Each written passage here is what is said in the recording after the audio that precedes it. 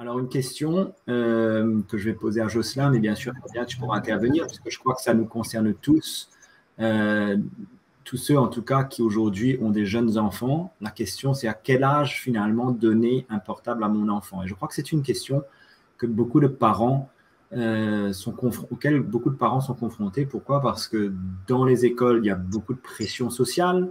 Les amis ont des portables, forcément, ceux qui ne connaissent pas le Seigneur. Dès un très jeune âge, les enfants ont des portables. Et finalement, il y a beaucoup de pression.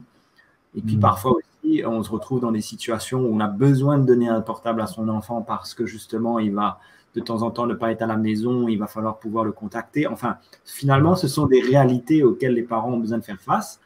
Et comment les aider? Jocelyn, tu veux commencer? Bon, moi, je dirais que, bon, là, si on était aux États-Unis, on aurait peut-être reçu une question du style, à partir de quel âge mon enfant peut porter une arme à feu? Bon. Sauf que l'arme à feu, elle tue subitement, le portable tue lentement. Voilà, moi, ce que je vois. Et je pense que la sagesse, ça serait de rapprocher le temps de ce cadeau le plus proche possible de la trentaine.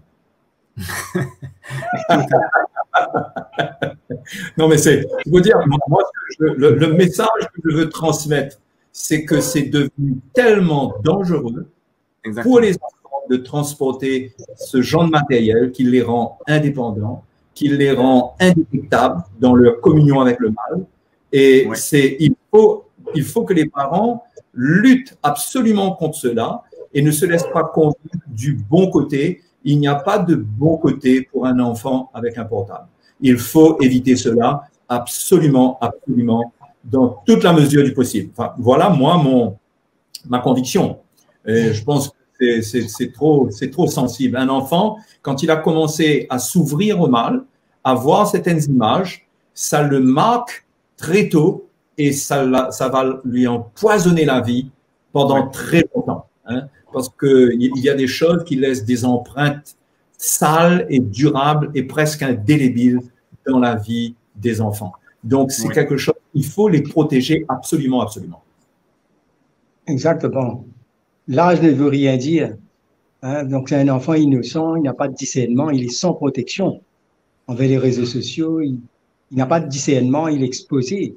Donc, je crois que l'entourage des parents, même souvent, c'est la question du portable commence au niveau de communication ou bien au niveau de l'éducation. Chez nous, même à un certain âge, même l'État propose de donner des tablettes même aux enfants pour l'éducation.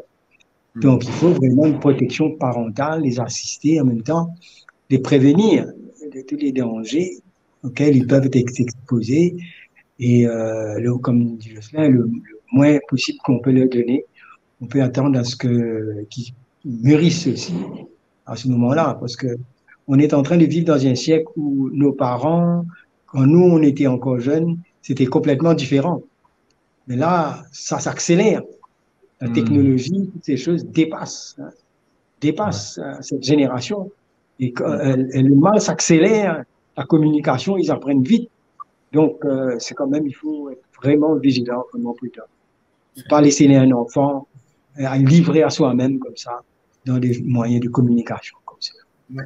Parce que forcément, il y a finalement les portables, les smartphones, mais aussi les tablettes qui sont autant de danger. Et puis finalement, beaucoup de parents, ils travaillent de plus en plus. Souvent, le couple travaille et c'est facile de donner une tablette ou un smartphone à son enfant pour quelques minutes de repos pour les parents et pas finalement les dangers auxquels on expose l'enfant.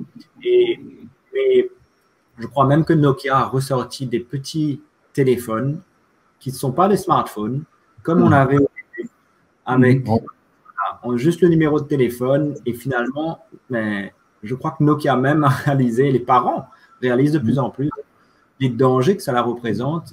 Et il y a quelques marques qui ressortent les vieux téléphones pour justement ceux qui ne veulent pas tomber dans tous ces pièges. Voilà, donc je crois qu'il y a des solutions. Si on a besoin que notre enfant ait un numéro et soit joignable, il y a des solutions. Voilà.